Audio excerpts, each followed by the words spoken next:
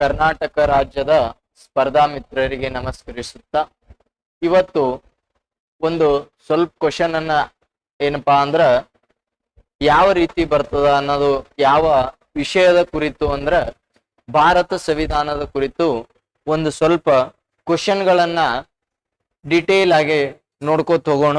ಇವತ್ತ ಏನಪ್ಪಾ ಅಂದ್ರ ಇಲ್ಲಿ ನೋಡಿ, ಸಂವಿಧಾನ ರಚನೆ ಮತ್ತು ಇತಿಹಾಸ ಅಂತ ನೋಡ್ತೀವಿ. ಇದ್ರ ಸಂವಿಧಾನ ರಚನೆ ಮತ್ತು ಇತಿಹಾಸದೊಳಗ ಮೊದಲನೇ ಕ್ವಶನ್ ಏನಂತ ಕೇಳ್ಯಾನ ನೋಡ್ರಿ. ಇಲ್ಲಿ ಫಸ್ಟ್ ಕ್ವಶನ್ ಏನಂತ ಕೇಳ್ಯಾನ ಅಂತ ಕೇಳಿದ್ರ, ಭಾರತ ಸಂವಿಧಾನ ಅಂಗೀಕರಿಸಿದ ದಿನಾಂಕ ಯಾವುದು ಅಂತ ಕೇಳ್ತಾನ. ಯಾವ್ದ್ರಿ? ಭಾರತ ಸಂವಿಧಾನದ ಅಂಗೀಕರಿಸಿದ ದಿನಾಂಕ.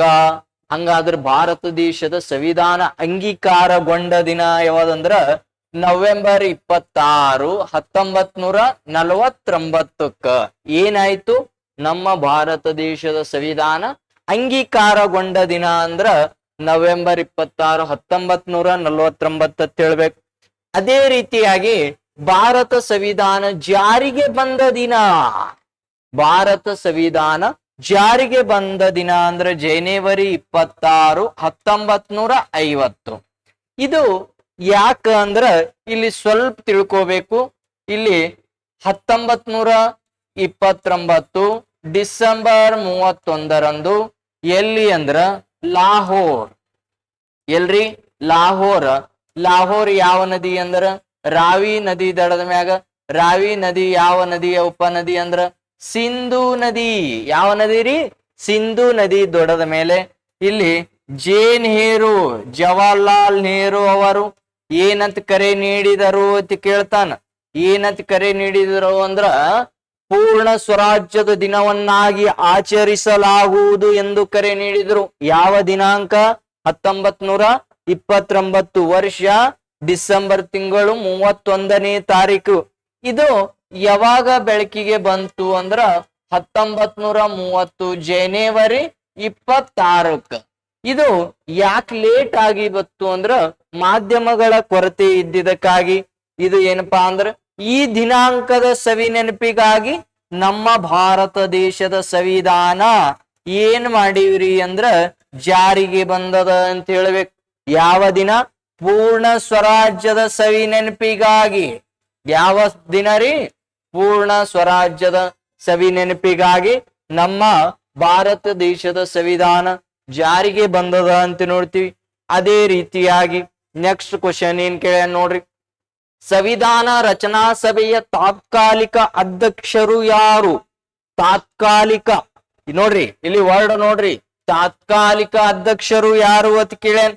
ಸಂವಿಧಾನದ ಸಭೆಯ ತಾತ್ಕಾಲಿಕ ಅಧ್ಯಕ್ಷರು ಯಾರು ಅಂದ್ರ ಡಾಕ್ಟರ್ ಸಚ್ಚಿದಾನಂದ್ ಸಿನ್ಹಾ. ಡಾಕ್ಟರ್ ಯಾರು ಅಂದ್ರ ಸಚ್ಚಿದಾನಂದ್ ಸಿನ್ಹಾ ಅಂತ ಕರಿತೀವಿ. ಅದೇ ರೀತಿಯಾಗಿ ನೆಕ್ಸ್ಟ್ ಕ್ವಶನ್ ಏನ್ ಬಂದ ನೋಡ್ರಿ.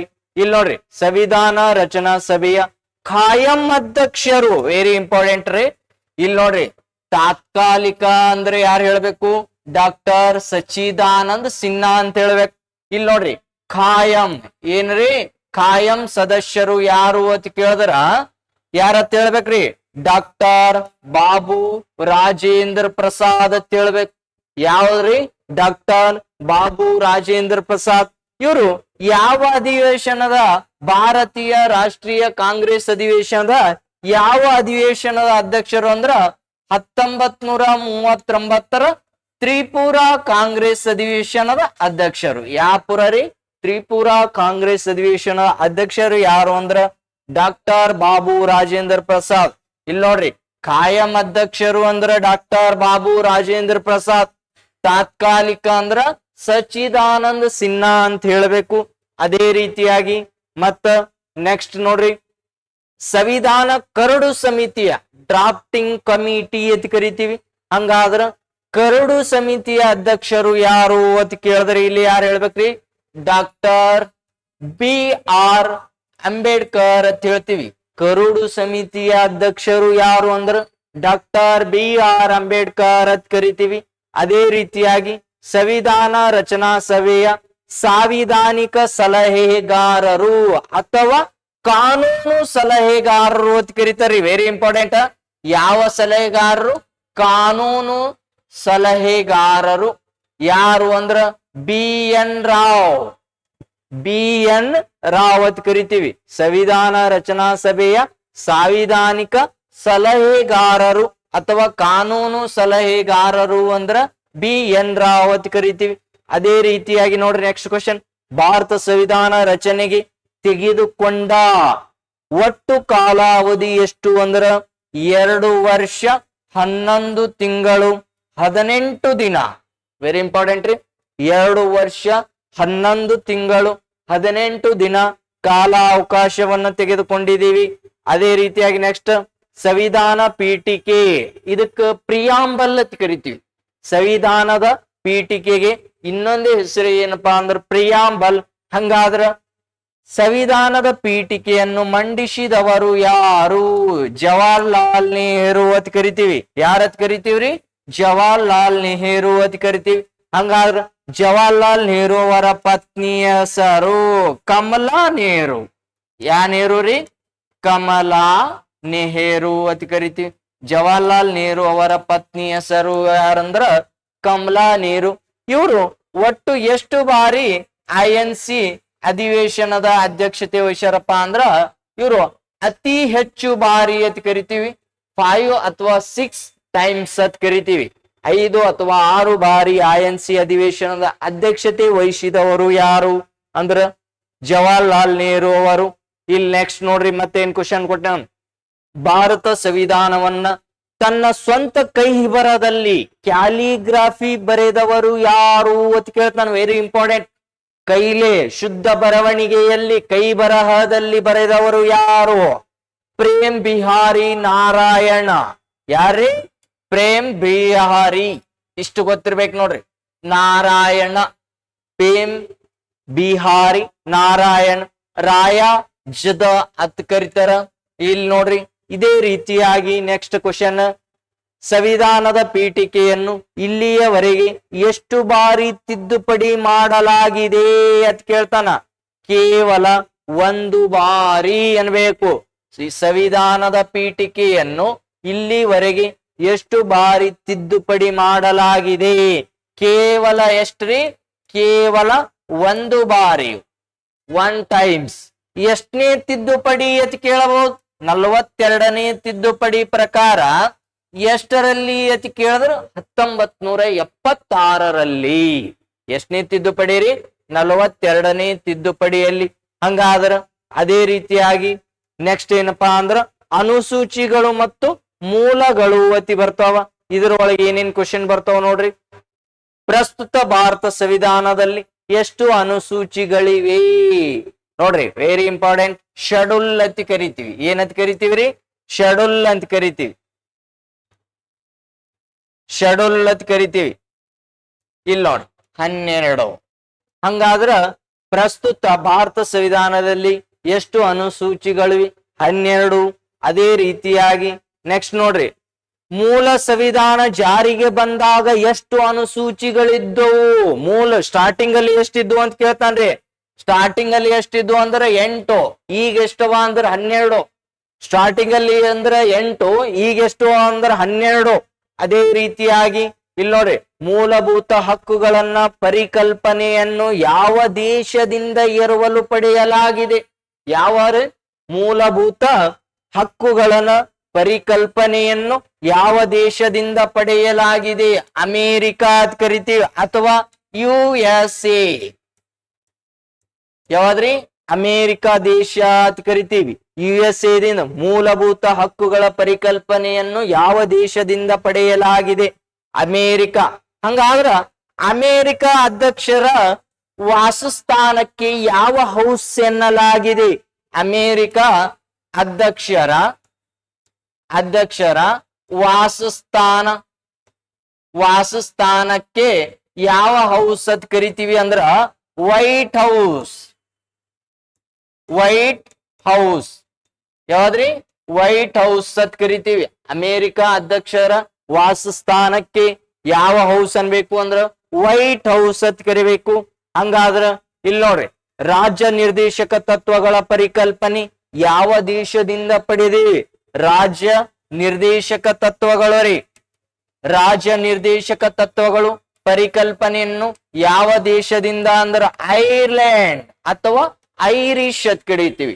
ಯಾವ ದೇಶದಿಂದ್ರಿ? ಐರ್ಲೆಂಡ್ ಅಥವಾ ಐರಿಷ್ ದಿಂದ ಪಡಿತೀವಿ.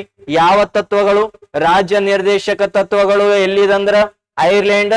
ಮೂಲಭೂತ ಹಕ್ಕುಗಳು ಎಲ್ಲಿಂದಂದ್ರ ಅಮೇರಿಕಾ. ಯಾವ್ದ್ರಿ? ಅಮೇರಿಕಾದಿಂದ ಅಂತ ಹೇಳ್ತೀವಿ. ಅದೇ ರೀತಿಯಾಗಿ ಸಂಸದೀಯ ಸರ್ಕಾರ ಪದ್ಧತಿ ಮತ್ತು ಏಕ ಪೌರತ್ವ ಯಾವ ದೇಶದಿಂದ ಅಂದ್ರ ಬ್ರಿಟನ್. ವೆರಿ ಇಂಪಾರ್ಟೆಂಟ್ ಕ್ವಶನ್ ನೋಡ್ರಿ, ಇದು ಬಹಳ ಸಲ ಪಿಸಿಗೆ ಆಗ್ಯದ. ಸಂಸದೀಯ ಸರ್ಕಾರ ಪದ್ಧತಿ ಮತ್ತು ಏಕ ಪೌರತ್ವ ಯಾವ್ದ್ರಿ? ಏಕ ಪೌರತ್ವವನ್ನ ಯಾವ ದೇಶದಿಂದ ಎರವಲು ಪಡೆಯಲಾಗಿದೆ? ಬ್ರಿಟನ್. ಯಾವ್ದ್ರಿ? ಬ್ರಿಟನ್ ದಿಂದ ಅತಿ ಹೇಳ್ತೀವಿ. ಅದೇ ರೀತಿಯಾಗಿ ನೆಕ್ಸ್ಟ್ ಕ್ವಶನ್ ನೋಡ್ರಿ, ಸಂವಿಧಾನ ತಿದ್ದುಪಡಿಯ ಪ್ರಕ್ರಿಯೆಯನ್ನು ಯಾವ ದೇಶದಿಂದ ಎರವಲು ಪಡೆಯಲಾಗಿದೆ? ವೆರಿ ಇಂಪಾರ್ಟೆಂಟ್, SD ಬಂದ ನೋಡ್ರಿ ಬಹಳ ಸಲ. ಸಂವಿಧಾನ ತಿದ್ದುಪಡಿಯ ಪ್ರಕ್ರಿಯೆಯನ್ನು ಯಾವ ದೇಶದಿಂದ ಎರವಲು ಪಡೆಯಲಾಗಿದೆ? ದಕ್ಷಿಣ ಆಫ್ರಿಕಾ. ಯಾವ ಆಫ್ರಿಕಾ ರೀ? ದಕ್ಷಿಣ ಆಫ್ರಿಕಾ ನೋಡ್ತೀವಿ. ಅದೇ ರೀತಿಯಾಗಿ ಏನಪ್ಪಾ ಅಂದ್ರ ದಕ್ಷಿಣ ಆಫ್ರಿಕಾದಿಂದ ನಮ್ಮ ಭಾರತಕ್ಕೆ ಪ್ರಯಾಣವನ್ನ ಬೆಳೆಸಿದವರು ಯಾರು ಅಂದ್ರ ಗಾಂಧೀಜಿ ಅಂತ ಕರಿತೀವಿ. ದಕ್ಷಿಣ ಆಫ್ರಿಕಾದಿಂದ ನಮ್ಮ ಭಾರತಕ್ಕೆ ಬಂದವರು ಯಾರು ಅಂದ್ರ ಗಾಂಧೀಜಿ ಅವರು. ಹಂಗಾದ್ರ ಗಾಂಧೀಜಿ ಅವರು ಭಾರತಕ್ಕೆ ಬಂದಿದ್ದು ಯಾವಾಗಂದ್ರ 1915. ಯಾವುದು? ಜನವರಿ 9 ಕರಿತೀವಿ. ಹಂಗಾದ್ರೆ ಎಲ್ಲಿದಿಂದ ಬಂದರ್ರಿ? ದಕ್ಷಿಣ ಆಫ್ರಿಕಾ.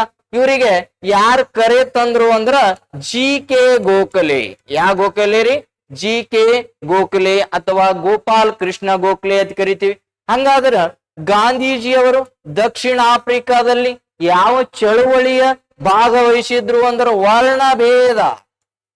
ಯಾವ ಭೇದ ರೀ? ವರ್ಣಭೇದ ಚಳುವಳಿ. ಕಪ್ಪು ಮತ್ತು ಬಿಳಿಯರ ಚಳುವಳಿ ಅಂತ ಕರಿತೀವಿ. ಇದು ಎಷ್ಟರಲ್ಲಿ ನಡೀತದ ಅಂದ್ರ 1906ರಲ್ಲಿ ವರ್ಣಭೇದ ನೀತಿ ಎಲ್ಲಿ ಅಂದ್ರ ದಕ್ಷಿಣ ಆಫ್ರಿಕಾದಲ್ಲಿ ಅಂತ ಹೇಳ್ಬೇಕು. ಇಷ್ಟು ಏನಪ್ಪಾ ಅಂದ್ರೆ ಗೊತ್ತಿರ್ಬೇಕು. ಭಾರತದ ಅಧಿಕೃತ ಭಾಷೆಗಳ ಬಗ್ಗೆ ತಿಳಿಸುವ ಅನುಸೂಚಿ ಯಾವುದು? 8ನೇ ಅನುಸೂಚಿ. ಎಷ್ಟನೇ ಅನುಸೂಚಿ ರೀ? 8ನೇ ಅನುಸೂಚಿ. ಭಾಷೆಗಳ ಕುರಿತು ಎಷ್ಟನೇ ಅನುಸೂಚಿ ರೀ? 8ನೇ ಅನುಸೂಚಿ ಅಂತ ಹೇಳ್ಬೇಕು. ಹಂಗಾದ್ರ ಇಲ್ಲಿ ಅದೇ ರೀತಿಯಾಗಿ ಪಂಚಾಯತ್ ರಾಜ್ ಈಗ ಪ್ರಸ್ತುತ ಭಾಷೆಗಳ ಸಂಖ್ಯೆ ಎಷ್ಟದ ಅಂದ್ರ 22. ಎಷ್ಟನೇ ಅನುಸೂಚಿ ಅಂದ್ರೆ 8ನೇ ಅನುಸೂಚಿ ಪ್ರಕಾರ ಅಂತ ಹೇಳ್ಬೇಕು. ಪಂಚಾಯತ್ ರಾಜ್ ವ್ಯವಸ್ಥೆ ಬಗ್ಗೆ ತಿಳಿಸುವ ಅನುಸೂಚಿ ಯಾವುದು ಅಂತ ಕೇಳ್ತಾನ? 11. ಯಾವಾದ್ರಿ? ಪಂಚಾಯತ್ ರಾಜ್ಗಳ ಬಗ್ಗೆ ತಿಳಿಸುವುದು ಎಷ್ಟನೇದು ಅಂದ್ರ 11ನೇ ಅನುಸೂಚಿ. ಹಂಗಾದ್ರೆ ಇಲ್ಲಿ ನೋಡ್ರಿ, ಪಕ್ಷಾಂತರ ನಿಷೇಧ ಕಾಯ್ದೆಯನ್ನು ಯಾವ ಅನುಸೂಚಿಯಲ್ಲಿ ಸೇರಿಸಲಾಗಿದೆ? Very important. ಪಕ್ಷಾಂತರ, ಇಲ್ಲಿ ನೋಡಿ, ಪಕ್ಷಾಂತರ ನಿಷೇಧ ಕಾಯ್ದೆಯನ್ನು ಡ್ಯಾಶ್ ಅಡಿಯಲ್ಲಿ ಸೇರಿಸಲಾಗಿದೆ ಅಂತ ಕೇಳ್ತಾನೆ. ಎಷ್ಟನೇ ಅನುಸೂಚಿ ರೀ? 10ನೇ ಅನುಸೂಚಿ. 8ನೇ ಅನುಸೂಚಿ ಯಾವ್ದು ತಿಳಿಸ್ತಂದ್ರೆ ಭಾಷೆಗಳ ಕುರಿತು ತಿಳಿತ. ಎಷ್ಟನೇದ್ರಿ? 8ನೇದು. ಹಂಗಾದ್ರ ನೆಕ್ಸ್ಟ್ ನೋಡ್ರಿ, ಇಲ್ಲಿ ಮತ್ತೆ ಯಾವ್ದ್ರ ಮ್ಯಾಗ ಕೇಂದ್ರ ಪಟ್ಟಿ ಮತ್ತು ರಾಜ್ಯ ಪಟ್ಟಿ ಮತ್ತು ಸಮವರ್ತಿ ಪಟ್ಟಿಗಳ ಬಗ್ಗೆ ಯಾವ ಅನುಸೂಚಿ ತಿಳಿಸುತ್ತದೆ? Very important.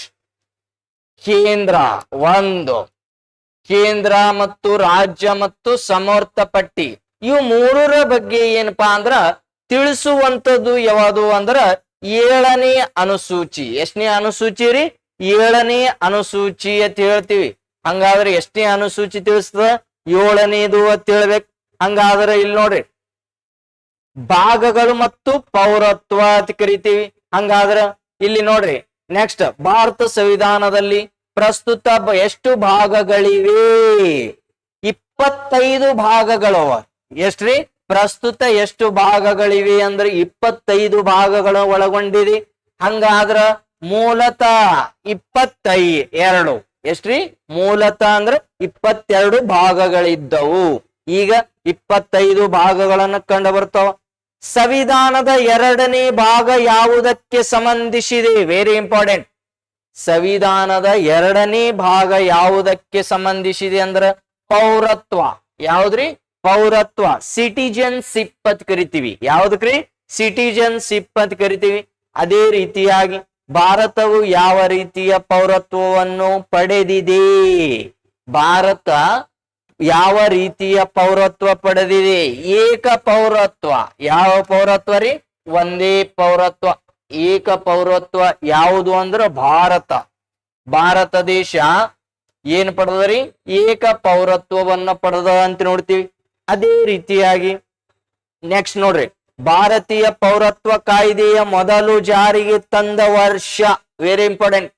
ಭಾರತೀಯ ಪೌರತ್ವ ಕಾಯ್ದೆಯನ್ನು ಮೊದಲ ಜಾರಿಗೆ ಬಂದ ವರ್ಷ ಯಾವ್ದಂದ್ರ 1955. ಎಷ್ಟ್ರಿ? 1955. ಏನ್ರಿ? ಭಾರತೀಯ ಪೌರತ್ವ ಕಾಯ್ದೆ ಮೊದಲು ಜಾರಿಗೆ ತಂದ ವರ್ಷ ಯಾವ್ದಂದ್ರ 1955. ಸಂವಿಧಾನದ 3ನೇ ಭಾಗ ಯಾವುದಕ್ಕೆ ಸಂಬಂಧಿಸಿದೆ? Very important. ಮೂಲಭೂತ ಹಕ್ಕುಗಳು. ಯಾವ್ದ್ರಿ? ಮೂಲಭೂತ ಹಕ್ಕುಗಳು ಅಂತ ಕರಿತೀವಿ. ಹಂಗಾದ್ರ ಇಲ್ಲಿ ಏನಪ್ಪಾ ಅಂದ್ರ ಮೂಲಭೂತ ಹಕ್ಕುಗಳು ಎಷ್ಟನೇ ಭಾಗ ಹೇಳ್ತದ? 3ನೇ ಭಾಗ. ಎಷ್ಟನೇ ಭಾಗ ರೀ? 3ನೇ. ಭಾರತ ಸಂವಿಧಾನದ ಮ್ಯಾಗ್ನಾ ಕಾರ್ಟ್ ಎಂದು ಯಾವ ಭಾಗವನ್ನು ಕರೆಯುತ್ತೇವೆ? Very important. ಭಾರತ ಸಂವಿಧಾನದ ಮ್ಯಾಗ್ನಾ ಕಾರ್ಟ್. ಯಾವ ಕಾರ್ಟ್ ರೀ? ಮ್ಯಾಗ್ನಾ ಕಾರ್ಟ್ ಅತಿ ಯಾವ್ದು ಕರಿತೀವಿ ಅಂದ್ರ 3ನೇ ಭಾಗಕ್ಕೆ. ಎಷ್ಟನೇ ಭಾಗಕ್ಕೆ? 3ನೇ ಭಾಗಕ್ಕೆ ಕರಿತೀವಿ. ಅದೇ ರೀತಿಯಾಗಿ ಸಂವಿಧಾನದ 4ನೇ ಭಾಗ ಯಾವುದಕ್ಕೆ ಸಂಬಂಧಿಸಿದೆ ಅಂದ್ರ ರಾಜ್ಯ ನಿರ್ದೇಶಕ ತತ್ವಗಳು. ರಾಜ್ಯ ನಿರ್ದೇಶಕ ತತ್ವಗಳು ಇವು ಎಲ್ಲಿದಿಂದ ಪಡೆದಿವಿ ಅಂದ್ರ ಐರ್ಲೆಂಡ್. ಎಲ್ಲಿದಿಂದ್ರಿ? ಐರ್ಲೆಂಡ್ ಪಡೆದಿವಿ ರಾಜ್ಯ ನಿರ್ದೇಶಕ ತತ್ವಗಳು. ಅದೇ ರೀತಿಯಾಗಿ DPSP ಅಂತ ಕರೀತಾರೆ ಇದಕ್ಕ. ನೆಕ್ಸ್ಟ್ ನೋಡ್ರಿ ಏನ್ ಕ್ವಶನ್. ಸಂವಿಧಾನದ 4 ಭಾಗ ಎ, 4ನೇ ಭಾಗ ಎ ಯಾವುದಕ್ಕೆ ಸಂಬಂಧಿಸಿದೆ? ಮೂಲಭೂತ ಕರ್ತವ್ಯ. ಯಾವ್ದ್ರಿ? ಮೂಲಭೂತ ಕರ್ತವ್ಯ. ಇಲ್ಲದ ನೋಡ್ರಿ. ಎಷ್ಟನೇದು? 4 ಭಾಗ 4A. ಯಾವದ್ರಿ? ಭಾಗ 4A ಅಂತ ಕರಿತೀವಿ. ಸಂವಿಧಾನದ ಏನಪ್ಪಾ ಅಂದ್ರ 4 ಭಾಗ ಎ ಯಾವುದಕ್ಕೆ ಸಂಬಂಧಿಸಿದೆ? ಮೂಲಭೂತ ಕರ್ತವ್ಯ. ಅದೇ ರೀತಿಯಾಗಿ ಸಂವಿಧಾನದ 15ನೇ ಭಾಗ ಯಾವುದಕ್ಕೆ? ನೋಡ್ರಿ 15ನೇ ಭಾಗ ಯಾವುದಕ್ಕೆ ಅಂತ ಕೇಳ್ದಾನ? ಚುನಾವಣೆ. ಯಾವದ್ರಿ? ಚುನಾವಣೆ ಕುರಿತು. ಹಂಗಾದ್ರ ಚುನಾವಣೆಗೆ ಎಷ್ಟನೇ ವಿಧಿ ತಿಳಿಸ್ತದಂದ್ರ 280ನೇ ವಿಧಿ ತಿಳಿಸ್ತದ್ರಿ. ಎಷ್ಟನೇದ್ರಿ? 280ನೇ. ಹಂಗಾದ್ರ ಮತದಾರರ ದಿನಾಚರಣೆ ಯಾವಾಗ್ರಿ? ಜನವರಿ 25. ಯಾವಾದ್ರಿ? ಜನವರಿ 25 ಮತದಾರರ ದಿನ ಅಂತ ಕರಿತೀವಿ. ಇಲ್ಲಿ ನೋಡ್ರಿ, ತುರ್ತು ಪರಿಸ್ಥಿತಿಗಳ ಬಗ್ಗೆ ವಿವರಿಸುವುದು ಸಂವಿಧಾನದ ಭಾಗ ಯಾವುದು ಅಂತ ಕೇಳ್ತಾನೆ? ಎಮರ್ಜೆನ್ಸಿ. ತುರ್ತು ಪರಿಸ್ಥಿತಿ. ಯಾವದ್ರಿ? ಎಮರ್ಜೆನ್ಸಿ. ತುರ್ತು ಪರಿಸ್ಥಿತಿ ಅಂತ ಕರೆದ್ರೆ ಎಷ್ಟನೇ ಭಾಗ ಅಂದ್ರ 18ನೇ ಭಾಗ. ಯಾವದ್ರಿ? ಎಮರ್ಜೆನ್ಸಿ ತುರ್ತು ಪರಿಸ್ಥಿತಿ ಬಗ್ಗೆ ತಿಳಿಸುವ ಸಂವಿಧಾನದ ಭಾಗ ಯಾವ್ದಂದ್ರ 18. ಹಂಗಾದ್ರೆ ಇಲ್ಲಿ ನೋಡ್ರಿ, ಮೂಲಭೂತ ಹಕ್ಕುಗಳು. ಮೂಲ ಸಂವಿಧಾನದಲ್ಲಿ ಎಷ್ಟು ಮೂಲಭೂತ ಹಕ್ಕುಗಳು ಇದ್ದು ಅಂತ ಕೇಳ್ತಾನೆ? 7. ಎಷ್ಟಿದ್ದು ರೀ? ಮೂಲ ಸಂವಿಧಾನ ಸ್ಟಾರ್ಟಿಂಗ್ ಅಲ್ಲಿ ಎಷ್ಟಿದ್ದು ಅಂತ ಕೇಳ್ತಾನೆ? 7. ಈಗ ಪ್ರಸ್ತುತ ಸಂವಿಧಾನದಲ್ಲಿ ಎಷ್ಟು ಮೂಲಭೂತ ಹಕ್ಕುಗಳಿವೆ? ಎಷ್ಟವರಿ? 6. ಮೊದಲು ಎಷ್ಟಿದ್ದು? 7. ಈಗ ಎಷ್ಟದಾವ? 6 ಅದಾವ. ಅದೇ ರೀತಿಯಾಗಿ ನೋಡ್ರಿ, ಯಾವ ತಿದ್ದುಪಡಿ ಮೂಲಕ ಆಸ್ತಿ ಹಕ್ಕನ್ನ ತೆಗೆದು ಹಾಕಲಾಯಿತು? ಇಲ್ಲಿ ನೋಡ್ರಿ, ಮೊದಲ ಸ್ಟಾರ್ಟಿಂಗ್ ಅಲ್ಲಿ ಮೂಲಭೂತ ಹಕ್ಕುಗಳು ಎಷ್ಟಿದ್ದು? 7 ಇದ್ದು. ಈಗ ಎಷ್ಟವ? 6 ಅದಾವ. ಹಾಗಾದ್ರ 7ರಲ್ಲಿ ಒಂದು ಯಾವತ್ತ ತೆಗೆದು ಹಾಕ್ಯಾರ ಅಂದ್ರೆ ಇದೇ ಯಾವುದು? ಆಸ್ತಿ ಹಕ್ಕನ್ನು ತೆಗೆದು ಹಾಕಲಾಗಿದೆ. ಯಾವ ಹಕ್ಕರಿ? ಆಸ್ತಿ ಹಕ್ಕನ್ನು ಮೂಲಭೂತ ಹಕ್ಕುಗಳಿಂದ ಕೈ ಬಿಡಲಾಗಿದೆ. ಎಷ್ಟನೇ ತಿದ್ದುಪಡಿ? 44ನೇ ತಿದ್ದುಪಡಿಯ ಪ್ರಕಾರ. ಯಾವ ವರ್ಷ ಅಂತ ಕೇಳ್ತಾನ? ಯಾವ ವರ್ಷದಲ್ಲಿ ಅಂತ ಕೇಳಿದ್ರೆ ಯಾವ್ದು ಹೇಳ್ಬೇಕು? 1978ರಲ್ಲಿ 44ನೇ ತಿದ್ದುಪಡಿ ಮೂಲಕ ಆಸ್ತಿ ಹಕ್ಕನ್ನ ಏನ್ ಮಾಡ್ಯದ್ರಿ? ತೆಗೆದು ಹಾಕಲಾಯಿತು. ಯಾವುದರಿಂದ? ಮೂಲಭೂತ ಹಕ್ಕುಗಳಿಂದ. ಈಗ ಎಷ್ಟವ? 6 ಅದಾವ. ಯಾವ ಹಕ್ಕು ತೆಗೆದಾರ? ಆಸ್ತಿ ಹಕ್ಕನ್ನ ತೆಗೆದಾಕ್ಯಾರ. ಆಸ್ತಿ ಹಕ್ಕು ಪ್ರಸ್ತುತ ಯಾವ ವಿಧಿಯಲ್ಲಿ ಬರುತ್ತದೆ? Very important. ಆಸ್ತಿ ಹಕ್ಕು ಪ್ರಸ್ತುತ ಯಾವ ವಿಧಿಯಲ್ಲಿ, ಹಂಗಾದ್ರೆ 44ನೇ ತಿದ್ದುಪಡಿಯನ್ನ ಮಾಡಿ ಯಾವ ಅಡಿಯಲ್ಲಿ ವಿಧಿ ಒಳಗೆ ಸೇರ್ಪಡೆ ಮಾಡ್ಯಾರ ಅಂದ್ರ ಇದು ಹೇಳ್ಬೇಕು. 300A ಏನ್ರಿ? 300A ಅದು ಯಾವ ಹಕ್ಕಾಗಿರಿ? ಕಾನೂನಾತ್ಮಕ ಹಕ್ಕು. ಆಸ್ತಿ ಹಕ್ಕು ಒಂದು ಏನಾಗಿದೆ ಅಂದ್ರ ಕಾನೂನಾತ್ಮಕ ಹಕ್ಕು ಆಗಿ ಏನಪ್ಪಾ ಅಂದ್ರ ಮಾಡ್ಯಾರ. ಹಂಗಾದ್ರೆ ಅದೇ ರೀತಿಯಾಗಿ ನೆಕ್ಸ್ಟ್ ನೋಡ್ರಿ ಕ್ವಶನ್, ಕಾನೂನಿನ ಮುಂದೆ ಎಲ್ಲರೂ ಸಮಾನರು ಎಂದು ಯಾವ ವಿಧಿಯನ್ನು ಹೇಳುತ್ತದೆ? ವಿಧಿ 14. ಎಷ್ಟನೇ ವಿಧಿ ರೀ? ಕಾನೂನಿನ ಮುಂದೆ ಎಲ್ಲರೂ ಸಮಾನರು, 14ನೇ ವಿಧಿ ಹೇಳ್ತದ. ಅದೇ ರೀತಿಯಾಗಿ ಅಸ್ಪೃಶ್ಯತೆ ಯಾವ್ದ್ರಿ? ಅಸ್ಪೃಶ್ಯತೆ ಬಗ್ಗೆ ಯಾವ್ದಂದ್ರ 17ನೇ ವಿಧಿ. ಹಂಗಾದ್ರೆ ಅಸ್ಪೃಶ್ಯತ ನಿರ್ವಾಣ ಚಳವಳಿಯನ್ನು ಪ್ರಾರಂಭಿಸಿದವರು ಯಾರು ಅಂತ ಕ್ವಶನ್ ಕೇಳಿದ್ರೆ ಗಾಂಧೀಜಿ. ಯಾವ್ದ್ರಿ? ಅಸ್ಪೃಶ್ಯತ ನಿರ್ವಾಣ ಚಳವಳಿ ಯಾರ್ದು ಅಂದ್ರ ಗಾಂಧೀಜಿಯವರು ಅಂತ ಹೇಳ್ಬೇಕು. ಅದೇ ರೀತಿಯಾಗಿ ನೆಕ್ಸ್ಟ್ ನೋಡ್ರಿ, ಬಿರುದು ಬಾವಲಿಗಳ ರದ್ದತಿ ಅಂತ ಬರ್ತ. ಬಿರುದು ರದ್ದತಿ ಬಗ್ಗೆ ತಿಳಿಸುವ ಯಾವ ವಿಧಿ ಅಂತ ಕೇಳ್ತಾರ? 18ನೇ ವಿಧಿ. ಯಾವ ವಿಧಿ ರೀ? ಬಿರುದುಗಳ ರದ್ದತಿ 18ನೇ ವಿಧಿ ತಿಳಿಸ್ತದ್ರಿ. ಹಂಗಾದ್ರ ವಾಕ ಮತ್ತು ಅಭಿವ್ಯಕ್ತಿ ಸ್ವಾತಂತ್ರ್ಯವನ್ನು ಯಾವ ವಿಧಿ ನೀಡುತ್ತದೆ ಅಂದ್ರ 19 ಇಲ್ಲದ 19 ಭಾಗ 19(1)A ವಿಧಿ ತಿಳಿಸ್. ವಾಕ ಮತ್ತು ಅಭಿವ್ಯಕ್ತಿ ಸ್ವಾತಂತ್ರ್ಯ. ಹಂಗಾದ್ರೆ ಜೀವಿಸುವ ಹಕ್ಕು ಮತ್ತು ವೈಯಕ್ತಿಕ ಸ್ವಾತಂತ್ರ್ಯ ಹಕ್ಕು ಯಾವ್ದಂದ್ರೆ 21ನೇ ಫ್ರೀಡಮ್. ಎಷ್ಟನೇ ರೀ? 21ನೇ ಹಕ್ಕನ್ನ ತಿಳಿಸ್ತದ. ಅದೇ ರೀತಿಯಾಗಿ ಬಾಲ ಕಾರ್ಮಿಕರ ಪದ್ಧತಿ ನಿಷೇಧ. 14 ವರ್ಷದ ಒಳಗಿನ ಮಕ್ಕಳು ಹೋಟೆಲ್ಗಳಲ್ಲಿ ಅಥವಾ ಕೂಲಿಯಲ್ಲಿ ಅಥವಾ ಜೀತದಾಳು ಆಗಿ ದುಡಿಸಬಾರದು ಅತಿ ಯಾವ ವಿಧಿಯನ್ನ ತಿಳಿಸ್ತದ ಅಂದ್ರ 24ನೇ ವಿಧಿ ತಿಳಿಸ್ತದ. ಬಾಲ ಕಾರ್ಮಿಕ ಪದ್ಧತಿ ನಿಷೇಧಿಸುವುದು ವಿಧಿ ಯಾವುದು ಅಂದ್ರೆ 24ನೇ ವಿಧಿ. ಎಷ್ಟನೇದ್ರಿ? 24ನೇ ವಿಧಿ ಅಂತ ಕರಿತೀವಿ. ಹಂಗಾದ್ರ ಇಲ್ಲಿ 19ನೇ ವಿಧಿ ಏನಂತ ಕರಿತೀರಿ ಅಂದ್ರ ಸಂವಿಧಾನದ ಬೆನ್ನೆಲುಬು. ಯಾವ್ದ್ರಿ? ಸಂವಿಧಾನದ ಬೆನ್ನೆಲುಬು ಅಂತ ಕರಿತೀವಿ. ಹಂಗಾದ್ರ ಅದೇ ರೀತಿಯಾಗಿ 32ನೇ ವಿಧಿ ಯಾವ್ದ್ರಿ? 32ನೇ ವಿಧಿ ಏನಂತ ಕರಿತೀರಿ ಅಂತ ಕೇಳಿದ್ರ ಸಂವಿಧಾನದ ಆತ್ಮ ಮತ್ತು ಹೃದಯ. ಯಾವ್ದ್ರಿ? ಸಂವಿಧಾನದ ಆತ್ಮ ಮತ್ತು ಹೃದಯ. ಎಷ್ಟನೇ ವಿಧಿ ರೀ? 32ನೇ ವಿಧಿ. ಬೆನ್ನೆಲುಬು ಯಾವುದು ಅಂದ್ರ 19ನೇ ವಿಧಿ ಅಂತ ಹೇಳ್ಬೇಕು. ನೆಕ್ಸ್ಟ್ ಸಂವಿಧಾನ ಆತ್ಮ ಮತ್ತು ಹೃದಯ ಇಲ್ಲಿ ಅದ ನೋಡ್ರಿ. ಎಂದು ಕರೆದವರು ಯಾರು? Very important. ಸಂವಿಧಾನದ ಏನಪ್ಪಾ ಅಂದ್ರ ಆತ್ಮ ಮತ್ತು ಹೃದಯ ಎಂದು ಕರೆದವರು ಡಾ.ಬಿ.ಆರ್.ಅಂಬೇಡ್ಕರ್. ಯಾರ್ರಿ? ಡಾ.ಬಿ.ಆರ್. ಅಂಬೇಡ್ಕರ್. ಎಷ್ಟನೇ ವಿಧಿ? 32ನೇ ವಿಧಿ ಕರೆದಾರ. ಎಷ್ಟನೇ ವಿಧಿಗ್ರಿ? 32ನೇ ವಿಧಿ. ಹಂಗಾದ್ರ ಮೂಲಭೂತ ಹಕ್ಕುಗಳನ್ನ ರಕ್ಷಣೆಗಾಗಿ ಯಾವ ಕೋರ್ಟಿಗೆ ರಿಟ್ ಅನ್ನ ಸಲ್ಲಿಸಬಹುದು? ಸುಪ್ರೀಂ ಕೋರ್ಟಿಗೆ ಹೋಗ್ಬೋದು. ಯಾವ ಕೋರ್ಟಿಗೆ ಹೋಗ್ಬೋದ್ರಿ? Supreme court. ಯಾವ ಕೋರ್ಟಿಗೆ ಹೋಗ್ಬೋದ್ರಿ? ಮೂಲಭೂತ ಹಕ್ಕುಗಳ ರಕ್ಷಣೆಗಾಗಿ ಯಾವ್ದ್ರಿ? ಸುಪ್ರೀಂ ಕೋರ್ಟ್ ಅನ್ನ ಹೋಗಬಹುದು. ಹಂಗಾದ್ರ ಎಷ್ಟು ರಿಟ್ಗಳನ್ನ ಅದಾವ? ಹೆಬಿಯಸ್ ಕಾರ್ಪಸ್, ಮ್ಯಾಂಡಮಸ್, ಪ್ರೊಹಿಬಿಷನ್ ಮತ್ತ ಏನಪ್ಪಾ ಅಂದ್ರ ಇಂಥ ರಿಟ್ಟುಗಳನ್ನ ಬರ್ತಾವ. Habeas corpus, mandamus, certiorari, prohibition, mandamus. ಇವು 5 ರಿಟ್ಟುಗಳನ್ನ ಬರ್ತಾವ. ಹಂಗಾದ್ರ ಇಲ್ಲಿ ನೋಡ್ರಿ 5 ರಿಟ್ಟುಗಳು ಅಂತ ಹೇಳ್ತೀವಿ. ಹಂಗಾದ್ರೆ ಈ 5 ರಿಟ್ಟುಗಳ ಹೈಕೋರ್ಟ್ ರಿಟ್ಟುಗಳನ್ನ ಹೊರಡಿಸಲು ಅಧಿಕಾರ ನೀಡುವ ವಿಧಿ ಯಾವುದು? ನೋಡ್ರಿ, ಹೈಕೋರ್ಟ್ ರಿಟ್ಗಳನ್ನು ಹೊರಡಿಸಲು ಅಧಿಕಾರ ನೀಡುವ ವಿಧಿ ಯಾವುದು ಅಂತ ಕೇಳಬಹುದು. ಎಷ್ಟನೇ ವಿಧಿ ಅಂದ್ರ 226ನೇ ವಿಧಿ. ಎಷ್ಟ್ರಿ? 226ನೇ ವಿಧಿ ಅಂತ ನೋಡ್ತೀವಿ.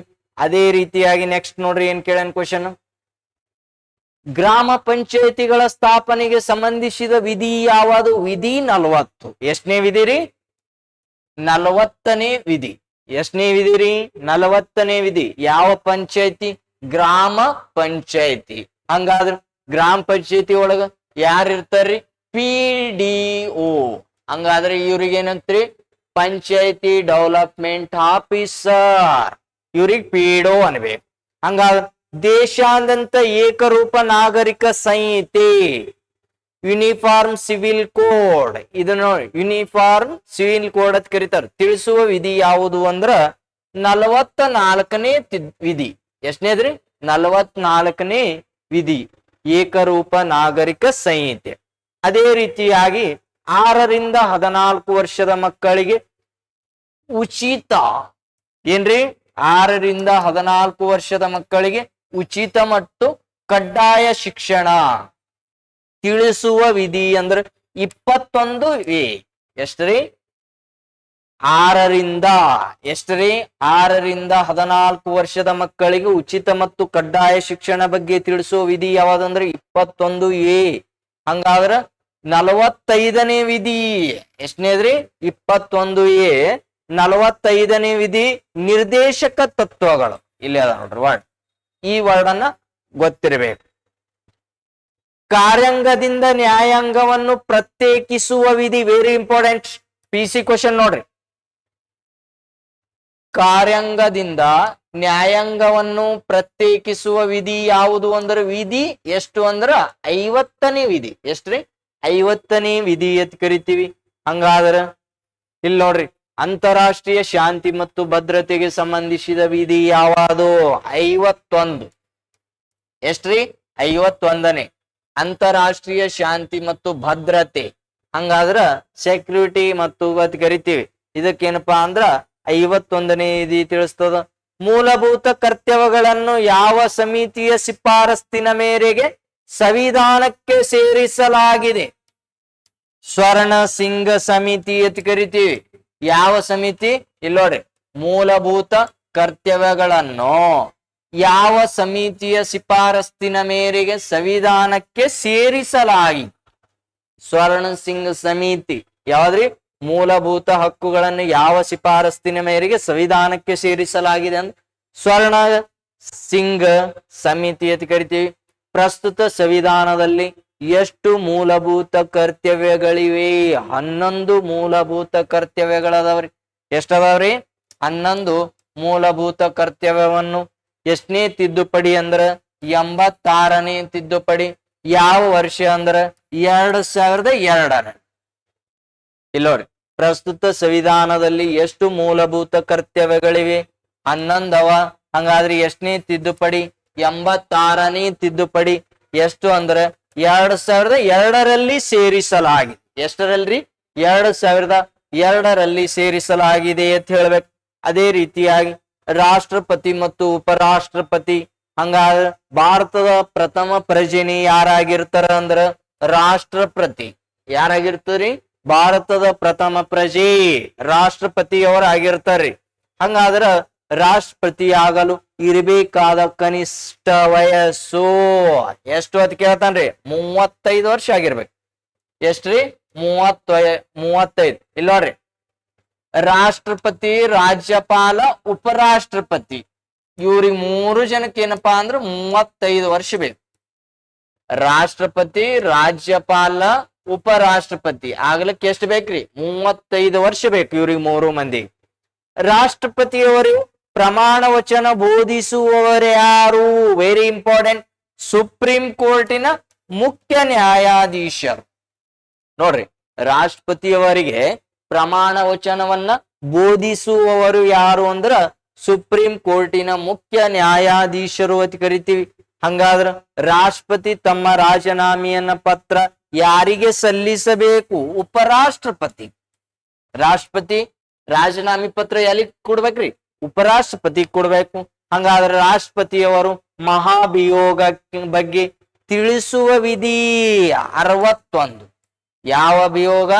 ಮಹಾಭಿಯೋಗ. ಯಾರ್ದು? ರಾಷ್ಟ್ರಪತಿಯವರದು. ಮಹಾಭಿಯೋಗ ಬಗ್ಗೆ ತಿಳಿಸುವ ವಿಧಿ ಎಷ್ಟು ಅಂದ್ರ 61ನೇ ವಿಧಿ ಎತ್ತಿ ನೋಡ್ತೀವಿ. ಅದೇ ರೀತಿಯಾಗಿ ನೆಕ್ಸ್ಟ್ ನೋಡಿ, ಭಾರತದ 3 ಶಸ್ತ್ರ ಪಡೆಗಳ ಮಹಾದಂಡನಾಯಕನೇ ಯಾರಾಗಿರ್ತಾರಂದ್ರ ರಾಷ್ಟ್ರಪತಿಗಳು. ಯಾರಾಗಿರ್ತಾರ್ರಿ? ರಾಷ್ಟ್ರಪತಿಗಳು ಆಗಿರ್ತಾರ. ಹಂಗಾದ್ರ ಇಲ್ಲಿ ಏನಪ್ಪಾ ಅಂದ್ರ ಆಧುನಿಕ ಭಾರತದಲ್ಲಿ ಒಂದ್ ಬರ್ತದ INA ಎ INA. ಇಲ್ಲಿ ನೋಡ್ರಿ INA ಎಂದು ವಿಸ್ತರಿಸಿದವರು ಯಾರು ಅಂದ್ರ ಕ್ಯಾಪ್ಟನ್ ಮೋಹನ್ ಸಿಂಗ್ ಅಂತ ಬರ್ತಾನ್ರಿ. ಯಾರಿ?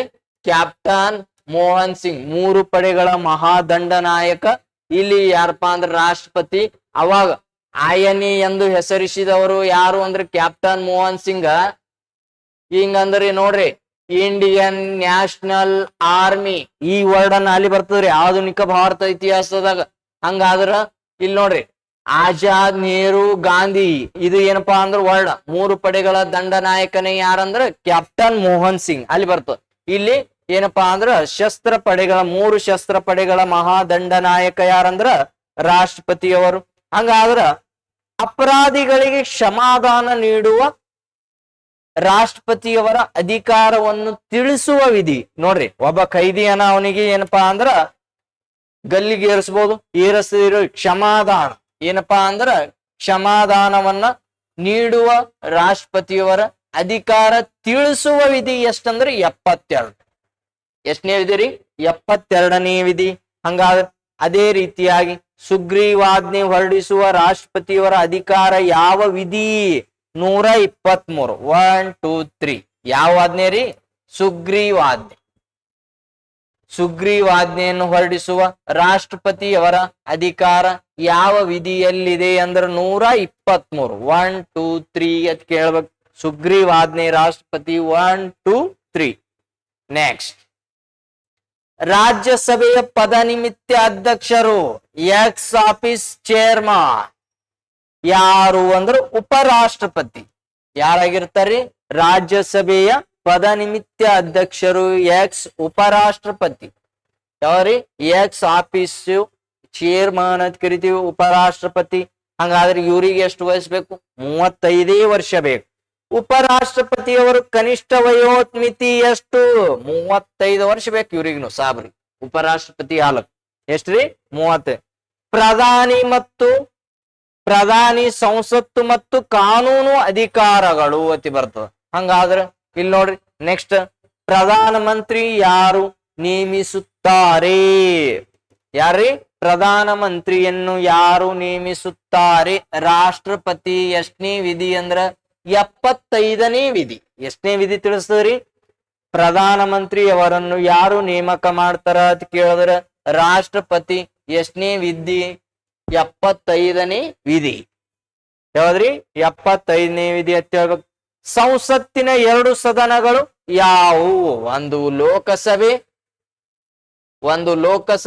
ಇನ್ನೊಂದು ರಾಜ್ಯಸಭೆ. ಲೋಕಸಭೆ ಕೆಳಮನೆ, ರಾಜ್ಯಸಭೆ ಮೇಲ್ಮನೆ. ಹಂಗಾದ್ರೆ ಲೋವರ್ ಹೌಸ್, ಅಪ್ಪರ್ ಹೌಸ್ ಅಂತ ಕರೀತಾರ್ರಿ.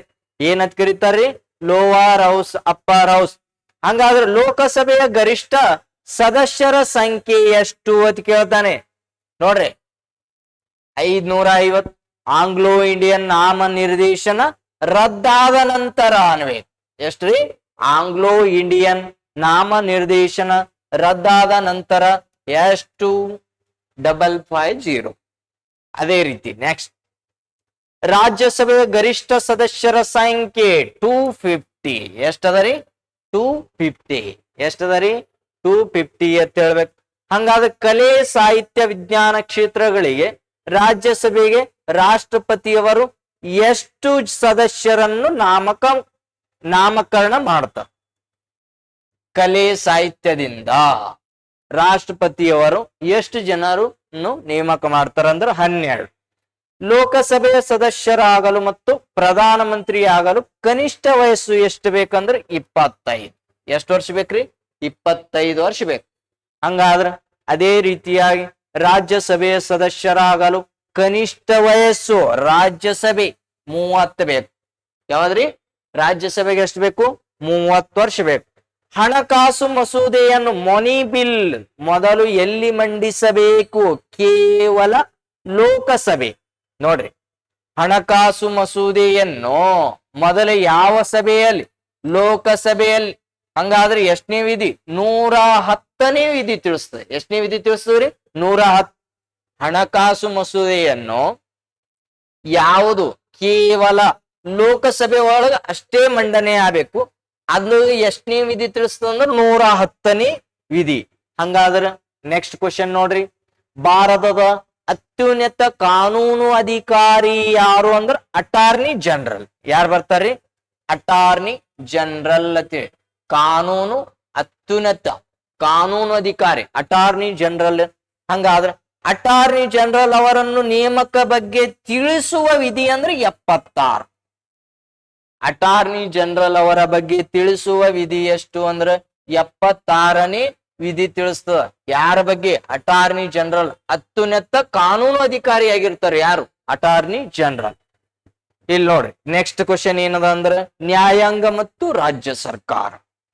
ಇಲ್ಲಿ ನೋಡ್ರಿ, ಸುಪ್ರೀಂ ಕೋರ್ಟ್ ಸ್ಥಾಪನೆಗೆ ಅವಕಾಶ ಕಲ್ಪಿಸುವ ವಿಧಿ ಎಷ್ಟು ಅಂದ್ರ 1 2 4. ಎಷ್ಟ್ರಿ? 1 2 4. 124ನೇ ವಿಧಿ ಯಾವ್ದಕ್ ತಿಳಿಸ್ತದ ಅಂದ್ರ ಸುಪ್ರೀಂ ಕೋರ್ಟ್ ಸ್ಥಾಪನೆ. ಯಾವ ಕೋರ್ಟ್ ಸ್ಥಾಪನೆಗ್ರಿ? ಸುಪ್ರೀಂ ಕೋರ್ಟ್ ಸ್ಥಾಪನೆ. ಹಂಗಾದ್ರೆ ಸುಪ್ರೀಂ ಕೋರ್ಟ್ ನ್ಯಾಯಾಧೀಶರ ನಿವೃತ್ತಿ ಎಷ್ಟು ವರ್ಷ ಅಂದ್ರ 65 ವರ್ಷ. ಸುಪ್ರೀಂ ಕೋರ್ಟಿನ ಏನಪ್ಪಾ ಅಂದ್ರೆ ಎಷ್ಟು ವಯಸ್ಸಾಗ? 60 ವಯಸ್ಸು ನಿವೃತ್ತಿ ಅವ್ರಿಗ್ರಿ. 60 ವರ್ಷಕ್ಕೆ ಇಲ್ಲಿ ಗೋರ್ಮೆಂಟ್ ಸರ್ವೆಂಟ್ ಇದ್ದವ್ರು ರಿಟೈರ್ಡ್ ಆಗ್ತಾರ, ಅಲ್ಲಿ ಅವ್ರ ಎಷ್ಟಕ್ರಿ? 65. ನೆಕ್ಸ್ಟ್, ಹೈಕೋರ್ಟಿನ ನ್ಯಾಯಾಧೀಶರ ನಿವೃತ್ತಿ ವಯಸ್ಸು ಎಷ್ಟು ಅಂತ ಕೇಳ್ತಾನ. ವೆರಿ ಇಂಪಾರ್ಟೆಂಟ್ ರೀ. ಸುಪ್ರೀಂ ಕೋರ್ಟ್ ಬಂದ್ರ 65 ಹಾಕ್ರಿ, ಇಲ್ಲಿ ಹೈಕೋರ್ಟ್ ಬತ್ತಂದ್ರ 62 ವರ್ಷ. ಎಷ್ಟು ವರ್ಷ ಅನ್ಬೇಕ್ರಿ? 60. High court 62, supreme court 65. ನೋಡ್ರಿ ವೆರಿ ಇಂಪಾರ್ಟೆಂಟ್, ನೆನ್ಪಿಟ್ಕೋರಿ, ಕನ್ಫ್ಯೂಷನ್ ಮಾಡ್ಕೋಬೇಡ್ರಿ. ಕೇಂದ್ರ ಸರ್ಕಾರದ ಲೆಕ್ಕಪತ್ರಗಳನ್ನು ಪರಿಶೀಲಿಸುವ ಕಂಟ್ರೋಲರ್ ಮತ್ತು ಆಡಿಟರ್ ಜನರಲ್ CAG ಅಂತ ಕರೀತಾರೆ. ಏನಂತ ಕರೀತಾರ್ರಿ? CAG ಅಂದ್ರ ಕಂಟ್ರೋಲರ್ ಮತ್ತು ಆಡಿಟರ್ ಜನರಲ್ ಅವರನ್ನು ಯಾರು ನೇಮಕ ಮಾಡ್ತಾರ? ಅವ್ರಿಗೂ ರಾಷ್ಟ್ರಪತಿನೇ ನೇಮಕ ಮಾಡ್ತಾರ.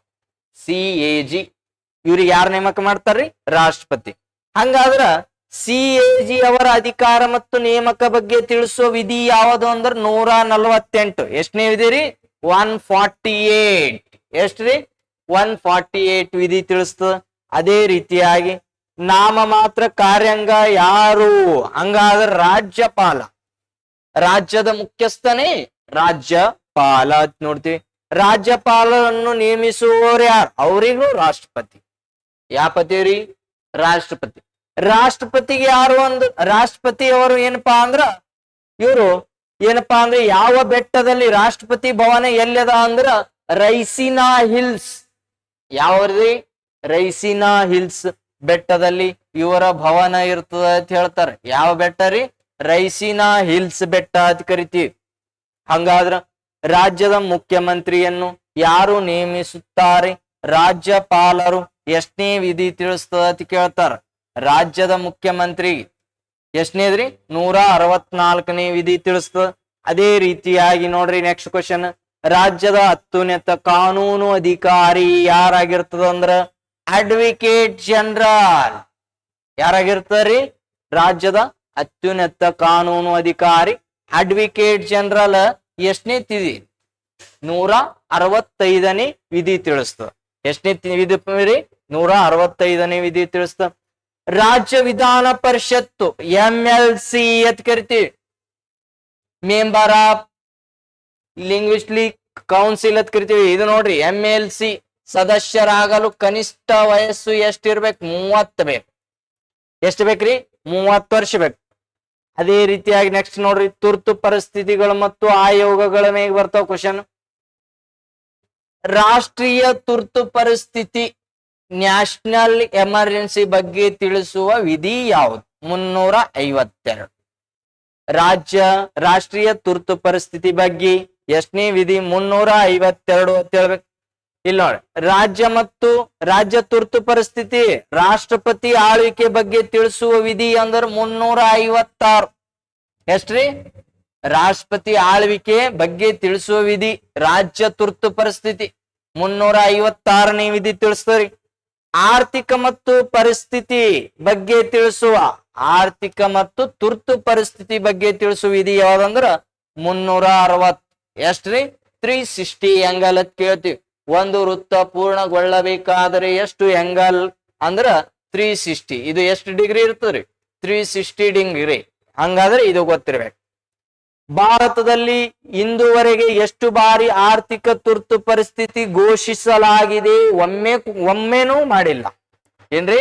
ಆರ್ಥಿಕ ತುರ್ತು ಪರಿಸ್ಥಿತಿ ಒಂದು ಬಾರಿಯೂ ಕೂಡ ಆಗಿಲ್ಲ. ಶೂನ್ಯ ಅಂತ ಹೇಳ್ಬೇಕು. ಏನಂತ ಹೇಳ್ಬೇಕ್ರಿ? ಶೂನ್ಯ ಅಂತ ಹೇಳ್ಬೇಕು. ಅದೇ ರೀತಿಯಾಗಿ ಭಾರತೀಯ ಚುನಾವಣಾ ಆಯೋಗದ ಬಗ್ಗೆ ತಿಳಿಸುವ ವಿಧಿ ಯಾವುದು? ಚುನಾವಣೆ ರೀ, ಭಾರತದ್ರಿ. ನೋಡ್ರಿ, 324ನೇ ವಿಧಿ ತಿಳಿಸ್ತದ. ಹಂಗಾದ್ರೆ 280 ಎದಕ್ಕ ಅಂದ್ರ ಹಣಕಾಸು. ಯಾವಾದ್ರಿ? ಹಣಕಾಸು ಅಂತ ಹೇಳ್ತೀವಿ. ಇಲ್ಲಿ ನೋಡ್ರಿ, UPSC ಕೇಂದ್ರ ಲೋಕಸೇವಾ ಆಯೋಗದ ಅಧ್ಯಕ್ಷರು ಮತ್ತು ಸದಸ್ಯರನ್ನು ಯಾರು ನೇಮಕ ಮಾಡುತ್ತಾರೆ? UPSC ರೀ, ರಾಷ್ಟ್ರಪತಿ. ಯಾರ್ರಿ? ರಾಷ್ಟ್ರಪತಿ ಅಂತ ಹೇಳ್ತೀವಿ. ಅದೇ ರೀತಿಯಾಗಿ KPSC ಅಂತ ಕರಿತೀವಿ, ರಾಜ್ಯ ಲೋಕಸೇವಾ ಆಯೋಗದ ಅಧ್ಯಕ್ಷರನ್ನು ಯಾರು ನೇಮಕ ಮಾಡ್ತಾರ? ರಾಜ್ಯಪಾಲರು. ಯಾರು ಮಾಡ್ತಾರೆ? KPSC ಚೇರ್ಮನ್ ಯಾರು ನೇಮಕ ಮಾಡ್ತಾರ ಅಂದ್ರೆ ರಾಜ್ಯಪಾಲರು. ಅದೇ ರೀತಿಯಾಗಿ ಹಣಕಾಸು ಆಯೋಗದ ಫೈನಾನ್ಸ್ ಕಮಿಷನರ್ ಬಗ್ಗೆ ತಿಳಿಸುವ ವಿಧಿ 280. ಹಣಕಾಸು ಇಲ್ಲೇ ಅದ. ಎಷ್ಟ್ರಿ? ಹಣಕಾಸು. ಎಷ್ಟ್ರಿ? ಹಣಕಾಸಿನ ಬಗ್ಗೆ ತಿಳಿಸುವ ವಿಧಿ 280. ನೀತಿ ಆಯೋಗ ಪದ ನಿಮಿತ್ತ ಅಧ್ಯಕ್ಷರು ಯಾರಾಗಿರ್ತಾರ ಅಂದ್ರೆ ಪ್ರಧಾನಮಂತ್ರಿ. ನೀತಿ ಆಯೋಗದ ಪದ ನಿಮಿತ್ತ ಅಧ್ಯಕ್ಷರು ಯಾರು ಅಂದ್ರೆ ಪ್ರಧಾನಮಂತ್ರಿ ಆಗಿರ್ತಾರ. ಹಂಗಾದ್ರೆ ರಾಷ್ಟ್ರೀಯ ಮಾನವ ಹಕ್ಕುಗಳ ಆಯೋಗದ ಅಧ್ಯಕ್ಷರು ಯಾರು ಅಂತ ಕೇಳಿದ್ರೆ ನೇಮಕಗೊಳ್ಳುತ್ತಾರೆ ಅಂದ್ರೆ ನಿವೃತ್ತ ಸುಪ್ರೀಂ ಕೋರ್ಟಿನ ಮುಖ್ಯ ನ್ಯಾಯಾಧೀಶರು ಅಥವಾ ನ್ಯಾಯಾಧೀಶ.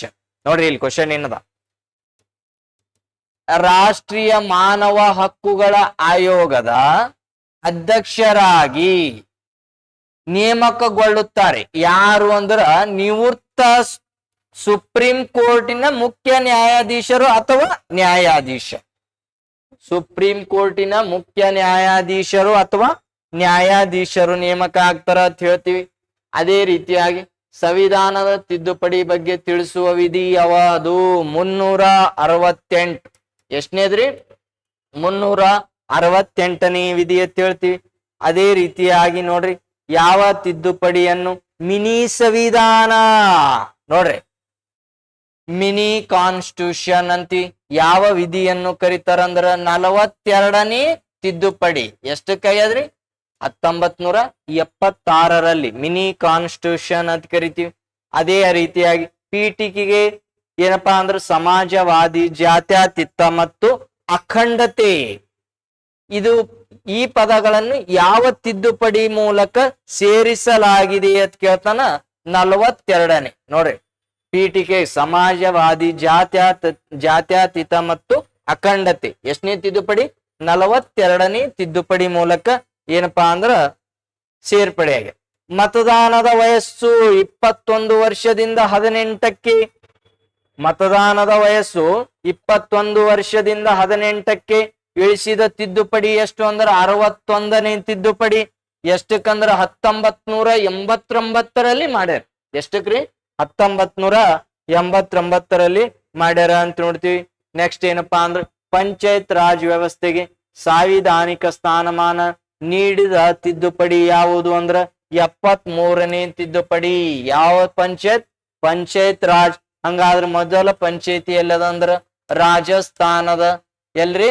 ರಾಜಸ್ಥಾನದ ನಾಗೂರ್. ಎಲ್ಲದರಿ? ರಾಜಸ್ಥಾನದ ನಾಗೂರ್ನ್ಯಾಗ ಅದರಿ ಮೊದಲ ಪಂಚಾಯತಿ. ಎಲ್ಲದ ಅಂತ ಕೇಳಿದ್ರ ರಾಜಸ್ಥಾನದ ನಾಗೂರ್. ಹಂಗಾದ್ರ ಇದು ಎಷ್ಟನೇ ತಿದ್ದುಪಡಿ? 73ನೇ ತಿದ್ದುಪಡಿ. ಎಷ್ಟರಲ್ರಿ? 1992ರಲ್ಲಿ ಆಗ್ಯದ. ಎಷ್ಟರಲ್ಲಿ ಆಗ್ಯದ್ರಿ? 1992. ನಗರ ಪಾಲಿಕೆಗಳಿಗೆ ಸಾಂವಿಧಾನಿಕ ಸ್ಥಾನಮಾನ ನೀಡಿದ ತಿದ್ದುಪಡಿ ಯಾವುದು ಅಂದ್ರೆ 74. ಎಷ್ಟನೇದ್ರಿ? ನಗರಸಭೆ. ಯಾವ ಸಭೆ ರೀ? ನಗರ ಪಾಲಿಕೆ ಸಾಂವಿಧಾನಿಕ ಸ್ಥಾನಮಾನ ನೀಡಿದ ತಿದ್ದುಪಡಿ ಅಂದ್ರೆ 74ನೇ ತಿದ್ದುಪಡಿ 1992ರಲ್ಲಿ ಅಂತ ಹೇಳ್ತೀವಿ. ಹಂಗಾದ್ರ GST ಸರಕು ಮತ್ತು ಸೇವಾ ತೆರಿಗೆ ಜಾರಿಗೆ ತರಲು ಮಾಡಿದ ಸಂವಿಧಾನದ ತಿದ್ದುಪಡಿ ಎಷ್ಟನೇದಂದ್ರ 101ನೇ. ಎಷ್ಟನೇದ್ರಿ? 101ನೇ. ಹಂಗಾದ್ರ ಇಲ್ಲಿ ನೋಡ್ರಿ, ಚಿಕ್ಕ ರಾಜ್ಯಗಳು ಅತಿ ಇದೇ ಏನಪ್ಪಾ ಅಂದ್ರ ಕೋಡ್ ಬಳಸ್ತಾರ, GST ಅಂತ ಕರಿತೀವಿ. ಹಂಗಾದ್ರ ಚಿಕ್ಕ ರಾಜ್ಯ ಗೋವಾ, ಸಿಕ್ಕಿಂ, ತ್ರಿಪುರ. ಯಾವ್ದ್ರಿ? ಗೋವಾ, ಸಿಕ್ಕಿಂ, ತ್ರಿಪುರ ಅಂತ ಕರಿತೀವಿ, ಚಿಕ್ಕ ರಾಜ್ಯಗಳು ಅಂತ ಬಂದ. ಹಂಗಾದ್ರೆ ಅದೇ ರೀತಿಯಾಗಿ ನೋಡ್ರಿ, ರಾಷ್ಟ್ರೀಯ ಹಿಂದುಳಿದ ವರ್ಗಗಳ ಆಯೋಗಕ್ಕೆ ಸಂವಿಧಾನಿಕ ಸ್ಥಾನಮಾನ ನೀಡಿದ ತಿದ್ದುಪಡಿ ಯಾವುದು? 102. ಯಾವ್ದ್ರಿ? ರಾಷ್ಟ್ರೀಯ ಹಿಂದುಳಿದ ವರ್ಗಗಳ ಆಯೋಗಕ್ಕೆ ಸಂಬಂಧಪಟ್ಟಂತೆ ಯಾವ ವಿಧಿ ತಿಳಿಸ್ತದ ಅಂದ್ರೆ 102. ಆರ್ಥಿಕವಾಗಿ ಹಿಂದುಳಿದ ವರ್ಗಗಳಿಗೆ ಶೇಕಡ ಎಷ್ಟು ಪರ್ಸೆಂಟ್ ಅಂದ್ರ 10% ಮೀಸಲಾತಿ ನೀಡು ತಿದ್ದುಪಡಿ ಯಾವುದು ಅಂತ ಕೇಳ್ತಾನೆ. ಆರ್ಥಿಕವಾಗಿ ಹಿಂದುಳಿದ ವರ್ಗಗಳಿಗೆ 10% ಮೀಸಲಾತಿ ನೀಡುವ ತಿದ್ದುಪಡಿ ಯಾವ್ದಂದ್ರ 103. ಎಷ್ಟನೇದ್ರಿ? 103ನೇ ತಿದ್ದುಪಡಿ. ಹಂಗಾದ್ರ ಮಹಿಳೆಯರಿಗೆ ಲೋಕಸಭೆ ಮತ್ತು ವಿಧಾನಸಭೆಗಳಲ್ಲಿ ಎಷ್ಟು ಮೀಸಲಾತಿ ನೀಡುವ ನಾರಿ ಶಕ್ತಿ ವಂದನಾ ಅಧಿನಿಯಮ ಎಷ್ಟನೇದು? ಎಷ್ಟು ಪರ್ಸೆಂಟ್ ರೀ? 33%. ಎಷ್ಟನೇ ತಿದ್ದುಪಡಿ ಅಂದ್ರ 106ನೇ ತಿದ್ದುಪಡಿ. ಯಾರಿಗ್ರಿ? ಮಹಿಳೆಯರಿಗೆ. ಯಾವ ಮುದ್ರಿ? ಲೋಕಸಭೆ ಮತ್ತು ವಿಧಾನಸಭೆಗಳ. ಲೋಕಸಭೆ ಎಷ್ಟು ಪರ್ಸೆಂಟ್? 33. ಎಷ್ಟನೇ ತಿದ್ದುಪಡಿ ಅಂದ್ರ 106. ಎಷ್ಟರಲ್ಲಿ? 2023ರಲ್ಲಿ ಅಂತ ಕರಿಬೇಕು. ಇಷ್ಟು ಏನಪ್ಪಾ ಅಂದ್ರ ಸಂವಿಧಾನದ ಮೇಲೆ ಏನಪ್ಪಾ ಅಂದ್ರ ಬರ್ತಕ್ಕಂತ ಕ್ವಶನ್ಗಳದವ ಅಂತ ನೋಡ್ತೀವಿ. ನೋಡ್ರಿ, ಇಷ್ಟು ಏನಪ್ಪಾ ಅಂದ್ರ ನೀಟ್ಗಾಗಿ ಏನಪ್ಪಾ ಅಂದ್ರ ಬರ್ತಕ್ಕಂತ ಕ್ವಶನ್ಗಳ ಆಗಿರ್ತಾವ. ಹಂಗಾದ್ರ ಏನಪ್ಪಾ ಅಂದ್ರೆ ಇಷ್ಟು ಗೊತ್ತಾಗ್ಬೇಕು. ಮೊದಲು ಸಂವಿಧಾನದ ಬಗ್ಗೆ ಇಷ್ಟು ಗೊತ್ತಿರಬೇಕು. ಅದೇ ರೀತಿಯಾಗಿ ಏನಪ್ಪಾ ಅಂದ್ರ ಎಲ್ಲಾ ವಿಡಿಯೋಗಳನ್ನ ದಿನಾಲು ಒಂದೊಂದು ಅಪ್ಲೋಡ್ ಆಗ್ತಾ ಇರ್ತಾವ. ಅದ ಏನಪ್ಪಾ ಅಂದ್ರ ನೋಡ್ಕೋತ ಹೋಗ್ರಿ. ಒಂದೊಂದು ಏನಪ್ಪಾ ಅಂದ್ರ ಟಾಪಿಕ್ ಮ್ಯಾಗ ಬರ್ತಕ್ಕಂಥವು ಕ್ವಶನ್ಗಳದಾವ. ಹಾಗಾದ್ರೆ ನಿಮ್ ಎಕ್ಸಾಮ್ ದೃಷ್ಟಿಕೋನದಿಂದ ಏನಪ್ಪಾ ಅಂದ್ರ ಇದರಲ್ಲಿ ಕುತ್ಕೊಂಡು ಏನಪ್ಪಾ ಅಂದ್ರ ಅಧ್ಯಯನ ಮಾಡಿದ್ರ ಬರ್ತಕ್ಕಂತ ಕ್ವಶನ್ಗಳಾಗಿವೆ ಅಂತ ಹೇಳ್ತೀವಿ. ಏನ್ರಿ? ಇವು ನೋಡ್ರಿ, ಇಷ್ಟು ಕ್ವಶನ್ ಅದಾವ. ಇವೆಲ್ಲಾ ಬರ್ತಕ್ಕಂತ ಕ್ವಶನ್ಗಳಾಗ್ಯಾವ. ಎಷ್ಟ್ರಿ? ಇವೆಲ್ಲಾ ಬರ್ತಕ್ಕಂತ ಕ್ವಶನ್ಗಳಾಗ್ಯಾವ. ಮತ್ತೆ